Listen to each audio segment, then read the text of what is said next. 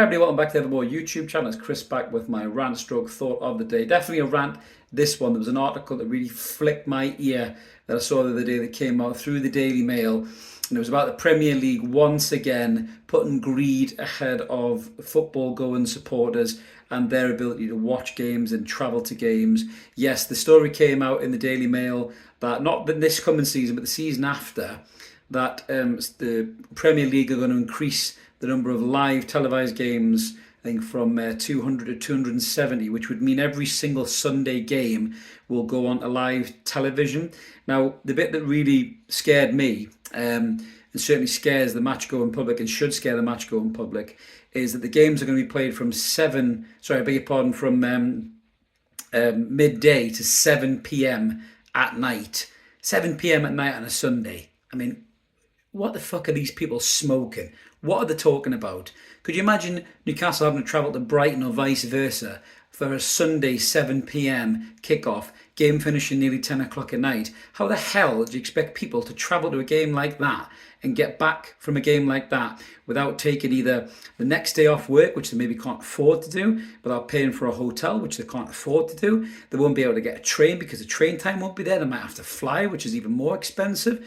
And yet again, it's the Premier League not giving two shits about the matchgoers that spend their hard-earned money on season tickets and travelling to games, home and away.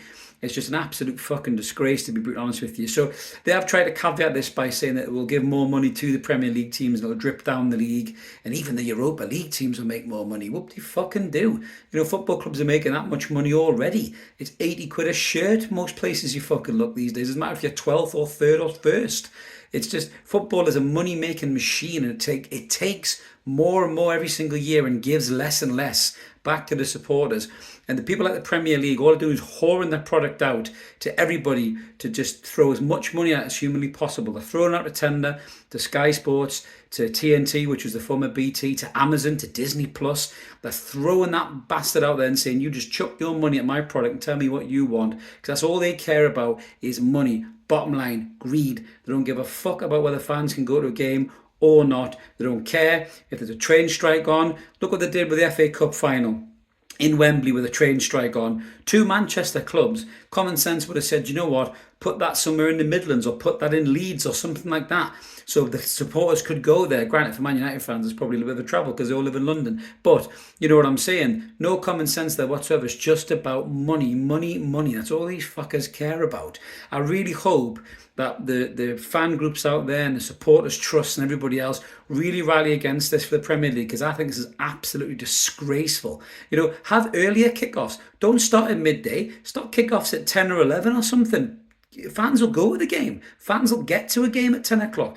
They can jump on an early train and get somewhere and get on a train back home. They don't have to take the next day off work. They don't have to have a hotel room, you know, for exorbitant costs in the middle of a cost of living crisis where people are struggling. Mortgages are going up. Utility bills are through the roof. Water's going up now. These people are so disconnected because they're so disgustingly wealthy that they haven't got a Scooby-Doo what it means to the match-going public to struggle, to pay, to take their kids and you know, go with their mums or their dads or whatever. They've been going for 40 odd years. You know, it's a lifestyle. It's memories that you make with your family, with your best mates. And these people are just pricing people out of the game completely. It's absolutely fucking disgusting. You know, COVID football was the most soulless, horrendous thing you've ever seen in your life, with a fake sound noise. But you guarantee there'll be some money-making bastard somewhere with a clipboard was rubbing his greasy little hands together, thinking this is the future. We'll get everybody to pay and just watch on the TV. You don't even need to be in the ground. You know, but I mean, that's not what football's all about. You need the passion, you need the soul. Look at St James's Park. Listen, I watch most of the games at home. I don't mind telling you, because I haven't got a season ticket anymore, and I'm one of the ones who would be waiting for one for probably some time, you know, regardless of the ground expansion, which will probably get swallowed up straight away by tickets. But when you're in that ground, that atmosphere, war flags, local hero playing. I mean, I went to the Cup semi-final when Sean Longstaff scored the 2 goals. Thunderstruck blasting in St James's Park. The whole place was rocking. It's one of the fondest memories I've ever had watching Newcastle United in my 40 odd years.